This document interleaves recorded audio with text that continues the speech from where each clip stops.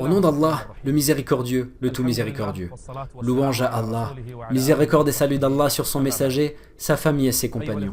Ô mes frères et sœurs, que la paix d'Allah soit sur vous, ainsi que sa miséricorde et sa bénédiction. Soyez les bienvenus dans des épisodes avec le bien-aimé. Miséricorde et salut d'Allah sur lui, ainsi que sur sa famille.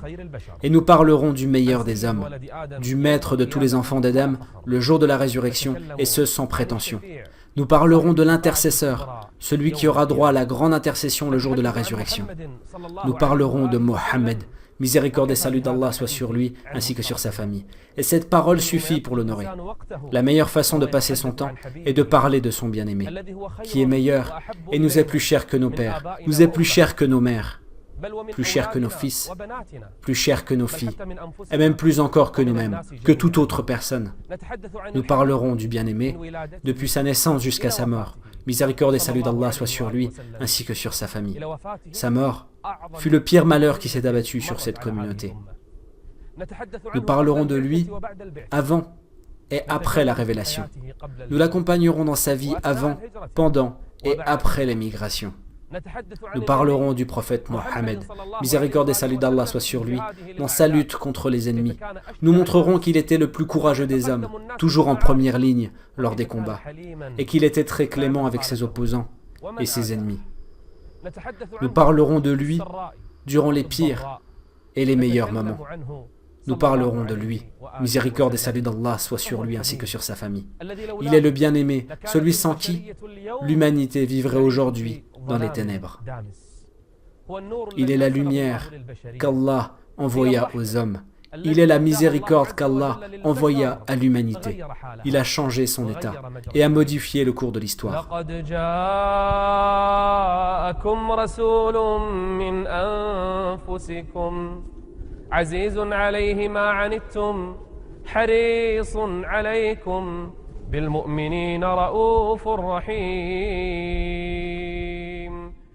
Nous ne parlerons pas de lui seulement pour discuter, mais pour le prendre en exemple. Miséricorde et salut d'Allah sur lui ainsi que sur sa famille. Pourquoi le prendre comme exemple? Car son obéissance est le chemin pour entrer au paradis, et sa désobéissance est cause d'entrer en enfer. En effet, celui qui obéit à Mohammed obéit au Seigneur, le puissant et le majestueux.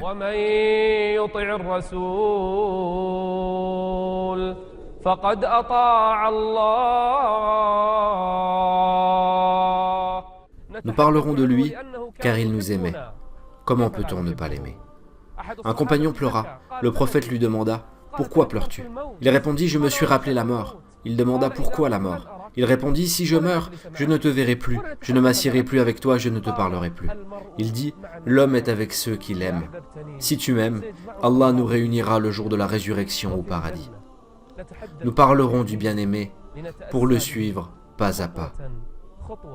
Il a dit à propos de lui-même « Je vous ai laissé sur une voie claire, aussi bien de nuit que de jour. Seule une personne vouée à la perdition pourrait s'en écarter. » لقد كان لكم في رسول الله أسوة حسنة لمن كان يرجو الله واليوم الآخر. Suivez-nous, pas à pas, afin que nous apprenions comment vécut le bien-aimé. Miséricorde et salut d'Allah sur lui, ainsi que sur sa famille.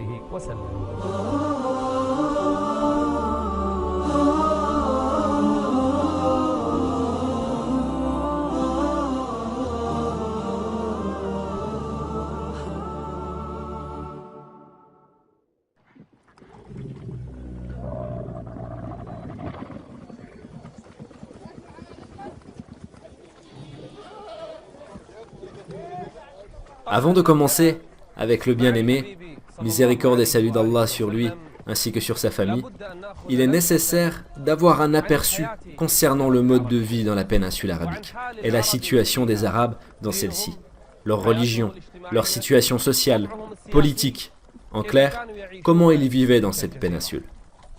L'origine des Arabes, d'après ce que l'on dit, vient de Qatan, et nous nous rappelons tous, dans l'histoire des prophètes, lorsque Ismaïl, le fils d'Ibrahim, l'ami intime, vivait à la Mecque, il épousa une femme de la tribu de Jurhum.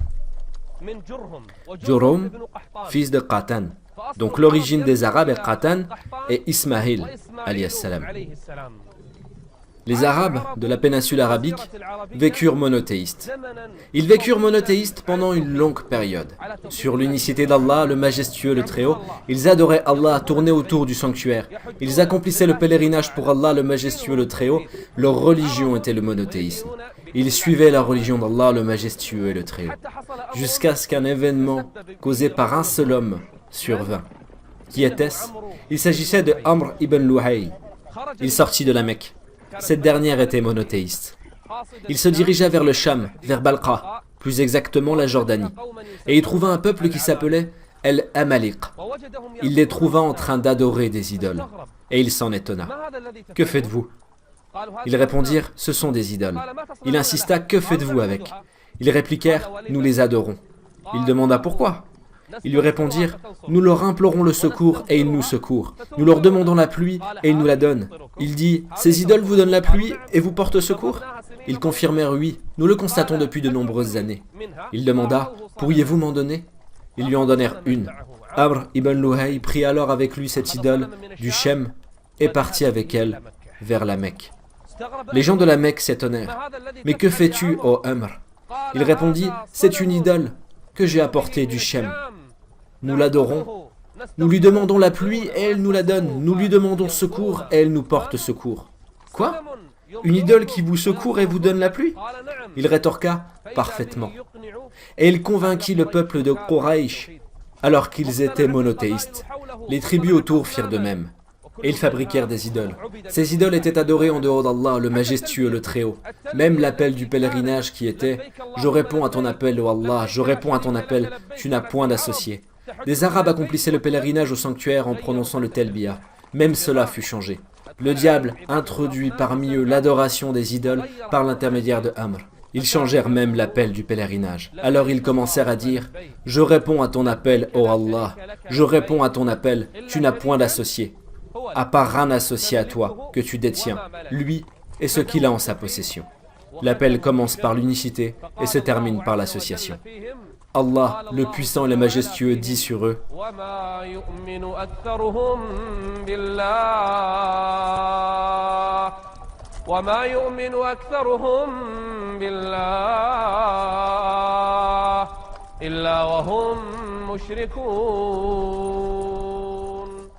Oui, l'association s'est répandue chez eux. L'association s'est répandue chez les Arabes. Ils étaient sur le monothéisme, mais les idoles commencèrent à se répandre. À cause de qui? À cause d'un seul homme. Il s'appelle Amr ibn Luhay. Il introduisit l'association dans la péninsule arabique. Notre prophète, miséricorde et salut d'Allah sur lui ainsi que sur sa famille, le vit se faire traîner en enfer, parce qu'il fit entrer l'association chez les Arabes et dans la péninsule arabique.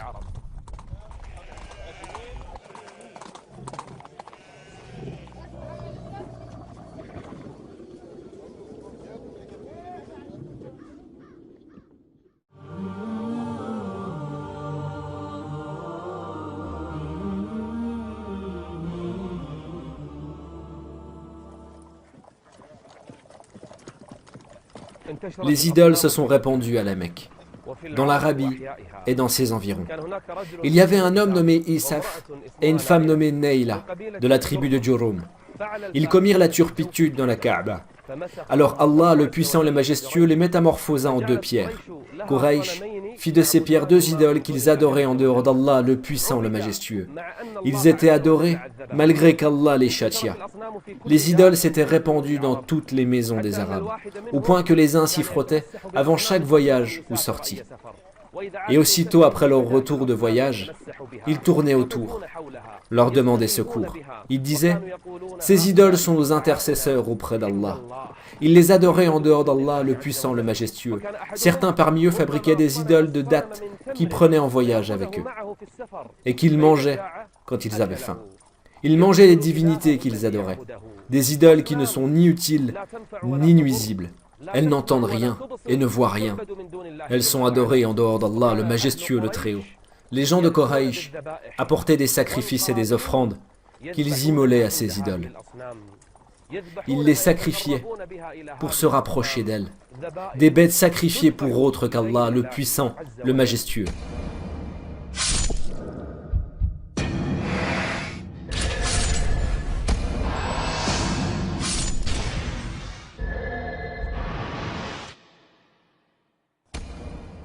À cause de leur ignorance, ils abattaient des animaux. Ils disaient « Ceux-là sont pour Allah », comme ils le prétendaient, et ceux-là sont pour nos idoles et nos divinités. Ce qui était destiné à Allah était attribué à leurs idoles. Ils disaient « Ceux-là sont pour Allah », comme ils le prétendaient, et ceux-là sont pour nos associés. Ce qui était destiné à leurs idoles n'arrivait pas à Allah, et ce qui était destiné à Allah arrivait aux idoles. Ainsi agissaient-ils. Les mécréants de Quraysh et des Arabes commencèrent à multiplier la fabrication et l'adoration des idoles. Ils leur construisaient même des maisons. Ils tournaient autour d'elles, en dehors de la Kaaba. Voici l'exemple de Lat. Elle était adorée par les gens de Thaqif. Ils désignèrent des gardiens et des portiers afin de veiller sur elle. Ils lui offraient des sacrifices. On la visitait et effectuait de longs voyages pour cela. Lat était à Thaqif. Manat était chez les Haus et les Khazraj à Yathrib, donc Médine. De même, Uzza se trouvait dans une région appelée Nakhla. Celles-ci sont celles dont Allah nous a parlé.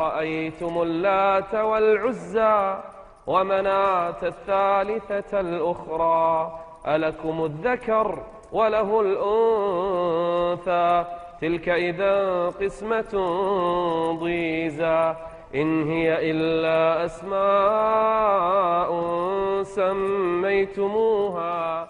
Ils donnèrent des noms à ces divinités et les adoraient en dehors d'Allah, le majestueux, le Très-Haut. Ainsi l'association se répandait et Satan les y poussait de plus en plus. Le plus grand objectif de Satan est de répandre l'association sur terre. Le sacrifice pour autre qu'Allah, l'invocation d'autre qu'Allah, tourner autour d'autre chose que la Kaaba, l'adoration d'autre qu'Allah, la prosternation et l'inclinaison pour autre qu'Allah, le majestueux, le Très-Haut. Tout ceci se répandit à la Mecque et dans ses environs. Satan a réussi à s'installer dans leurs maisons, dans leurs marchés et dans leur assemblée. Les mécréants de Quraysh croyaient au mauvais augure. Quand ils voulaient voyager, ils relâchaient un oiseau pour voir s'il volait à droite ou s'il volait à gauche. S'il volait à droite, alors ils prenaient la route prévue. Et s'ils volaient à gauche, ils évitaient cette route. Ils voyaient des présages, même dans les noms, les voix et les jours. Ils en voyaient partout. L'augure s'était répandu parmi eux. Les voyants et les sorciers, ainsi que les devins et les astrologues, se sont multipliés parmi eux, car ils n'étaient pas guidés. Ils n'étaient pas sur le droit chemin. La situation chez les mécréants de Quraysh s'était aggravée, au point que s'ils descendaient dans une vallée, ils demandaient l'aide des djinns et des diables, aux maîtres des djinns et des diables dans cette vallée. Lorsqu'ils descendaient dans une vallée, ils disaient « Nous cherchons la protection du maître de cette vallée contre le mal de cette vallée et des diables. » وأنه كان رجال من الإنس يعودون برجال من الجن فزادوهم رهقا. Ils adoraient les idoles. Ils adoraient les tagout, ils adoraient les diables, ils sacrifiaient pour autre qu'Allah, ils cherchaient protection auprès d'autre qu'Allah, ils demandaient secours à autre qu'Allah, ils invoquaient autre qu'Allah, le puissant, le majestueux. Tous les aspects du polythéisme existaient à la Mecque et à ses environs. Telle était entre autres leur situation.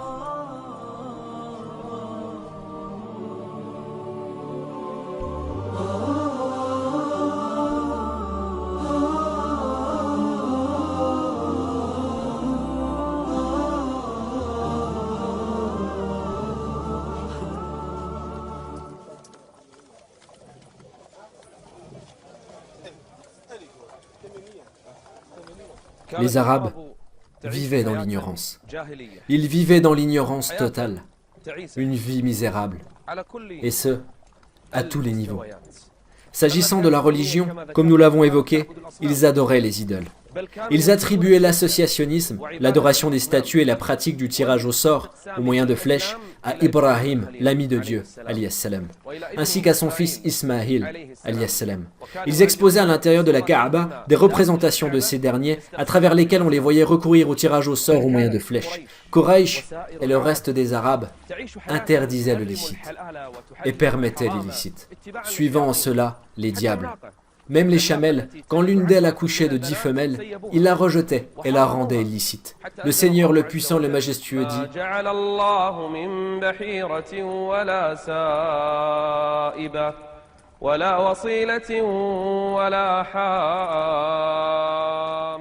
il s'agissait de types de chameaux auxquels on coupait les oreilles. Il les rejetait, les marquait pour qu'on ne les mange pas, ne les touche pas et ne s'en approche pas. Qui le leur avait interdit? Les diables.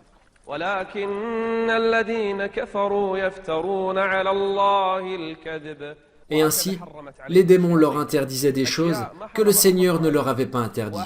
Et il leur permettait des choses que le Seigneur, le puissant et le majestueux, leur avait proscrites. Quant aux Juifs et aux chrétiens, ils n'étaient guère dans une meilleure posture. Les Juifs ne se souciaient que d'accumuler l'argent et les armes, de provoquer des guerres entre les hommes et de les diriger. Il en était de même pour les chrétiens. Leurs prêtres leur permettaient l'illicite et leur interdisaient le licite. Ainsi était leur adoration, ainsi était la vie. Les tribus se battaient entre elles pour des futilités. Parfois, quand une chamelle mangeait sur la terre d'une tribu voisine, des guerres éclataient et duraient de longues années, et parfois pour des choses encore plus futiles que celles-ci. Des guerres et des batailles meurtrières éclatèrent entre tribus, ce qui causa d'importantes pertes humaines. Ainsi vivaient les Arabes. La chasteté existait seulement chez les nobles. Quant à la classe populaire, la fornication était pour elle permise. Il existait chez eux 4 types d'unions. La première était semblable au mariage d'aujourd'hui. La femme se mariait avec l'accord de son tuteur. Concernant le deuxième type d'union, l'époux demandait à sa femme, quand celle-ci était en état de pureté, « Rends-toi chez un tel et couche avec lui ». Alors la femme dormait avec l'homme jusqu'à tomber enceinte. Puis, son époux avait des rapports avec elle, le tout avec l'accord et sous l'ordre de son époux. Quant au troisième type, il consistait à ce que la femme choisisse 10 hommes avec qui elle aurait des rapports. Quand elle tombait enceinte, elle choisissait l'homme qu'elle voulait. Et il était obligé d'être le père de l'enfant. Le quatrième type d'union répandue était la prostitution. Une prostituée mettait un drapeau blanc sur la porte de sa maison et tout homme pouvait avoir des rapports avec elle.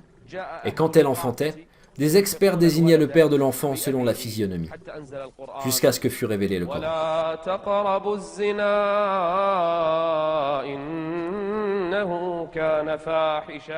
La fornication.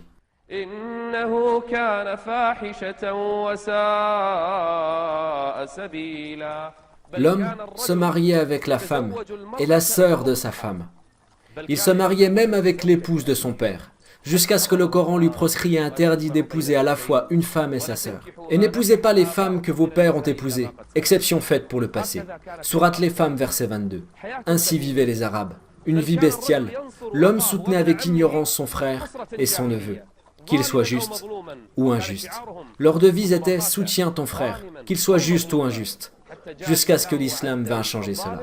L'injuste, soutiens-le en l'empêchant d'être injuste.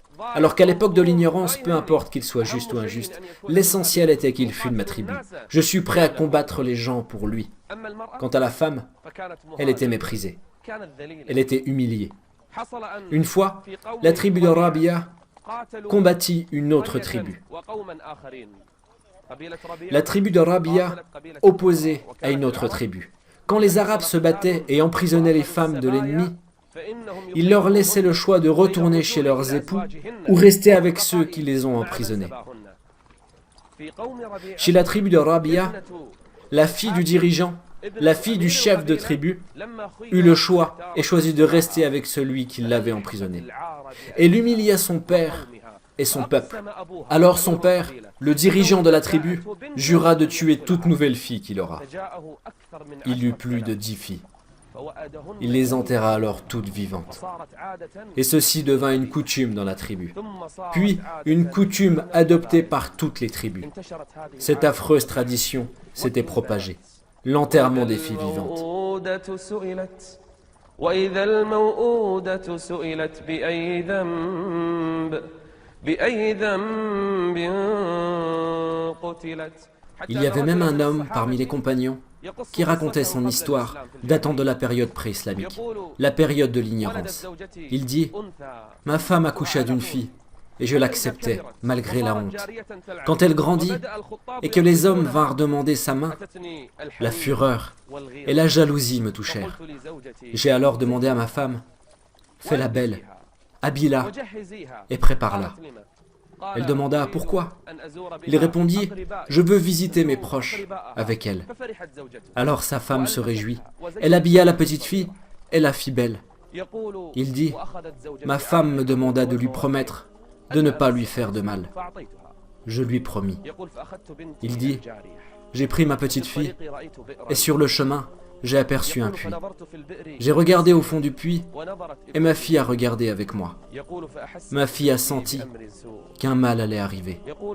Ma fille m'a dit, je te demande par Allah, ô Père, de ne pas trahir la promesse que tu as faite à ma mère. Quand j'ai regardé son visage et ses pleurs, j'ai eu pitié d'elle. Mais quand j'ai regardé dans le puits, la fureur et la fierté s'emparèrent à nouveau de moi.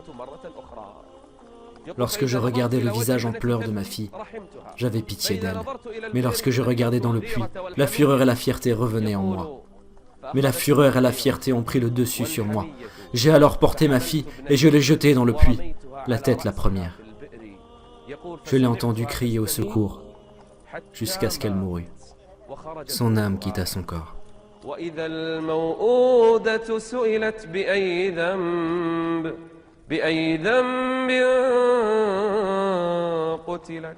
Chez les Arabes, lorsqu'une personne désirait garder sa fille vivante, il fuyait la tribu. Il se cachait de honte et d'humiliation.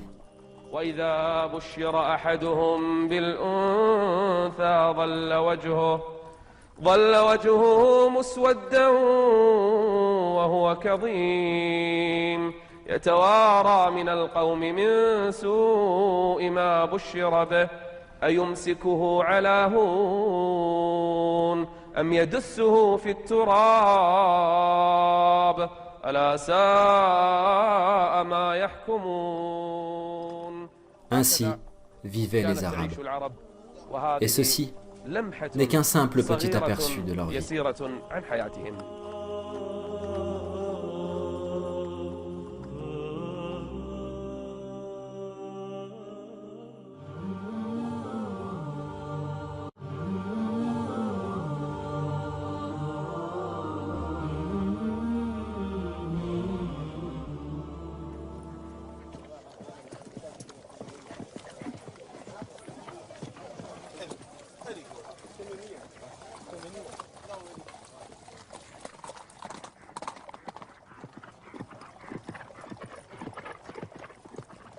Et c'est ainsi que la femme était humiliée, à la Mecque et à ses environs. Non seulement dans la péninsule arabique, mais également dans les autres civilisations. Ni les Romains, ni les Perses, ni les autres civilisations n'honoraient la femme.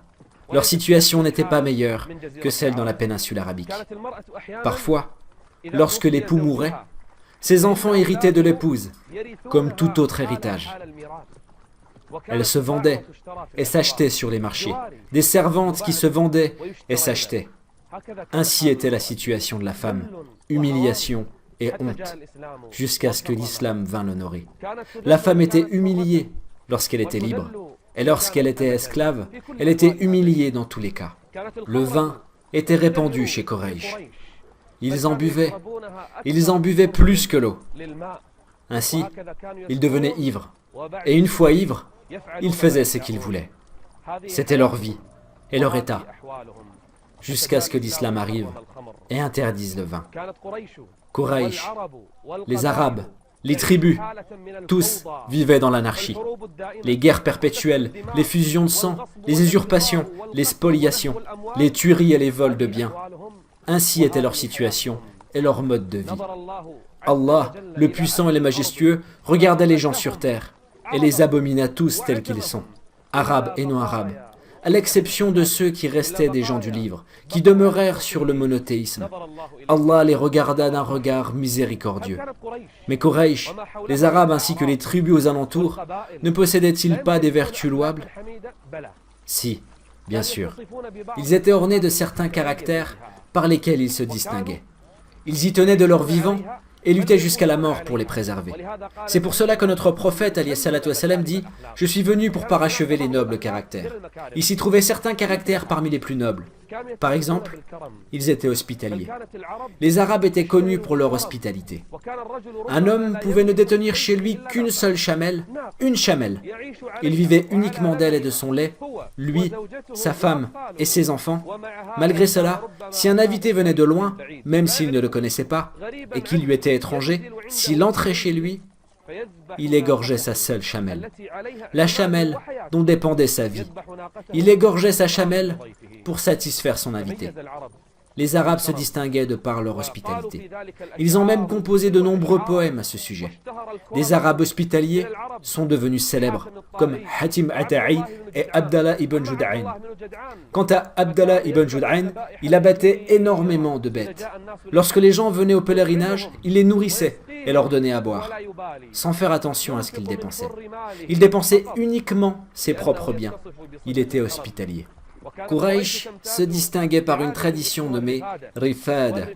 Rifada est le fait d'égorger des bêtes. Qusay ibn Kilab se chargeait de cette tâche. Il recueillait une espèce d'impôt sur les revenus des gens de Quraysh et de la Mecque. Il lui apportait les biens, et quand les gens de diverses tribus et contrées venaient au pèlerinage, il leur égorgeait les bêtes. Il leur préparait de quoi manger, et les gens mangeaient gratuitement. Cela est Rifada, le fait de donner à boire et de nourrir. Allah l'a mentionné dans le Coran. Quraysh était fier de cette tradition. Allah leur dit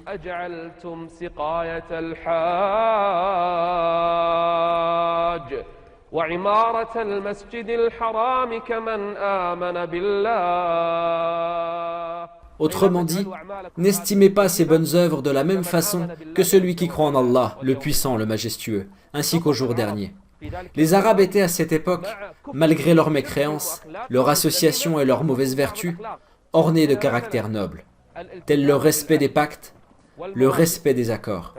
Quand l'un d'entre eux concluait un pacte avec un autre, ou quand une tribu signait un accord avec une autre tribu, ou un peuple avec un autre peuple, ou quand un homme protégeait un autre homme, ils respectaient leurs promesses, même si cela leur coûtait leur enfant, leur descendance, ou leur richesse et leur vie.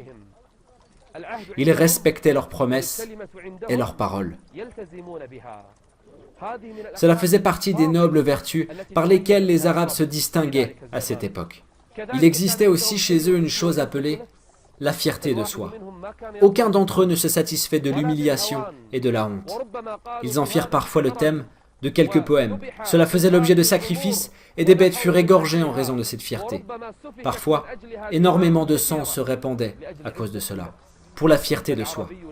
Un Arabe ne se satisfait jamais d'être humilié, même si cela pouvait lui coûter sa propre personne, sa famille, ses enfants et son argent. Telles étaient quelques-unes de leurs qualités. À la Mecque, et depuis l'époque de notre prophète Ismaïl, alayhi salam, la tribu de Jurhum dirigeait cette région. Elle dirigeait la Mecque. Et cette situation dura une longue période. Mais Jurhum renonça à la protection et à la vénération de la maison sacrée. C'est alors qu'il commettait des sacrilèges, transgressait les interdits et portait atteinte à l'opprimé. Puis vinrent les tribus de Kinana et de Khuza'a, et il y eut entre eux et Jurhum un combat terrible et une guerre meurtrière. Ils chassèrent Jurhum de la gouvernance de la maison sacrée d'Allah. Puis Kinana et Khuza'a gouvernèrent la terre sacrée d'Allah, la Mecque.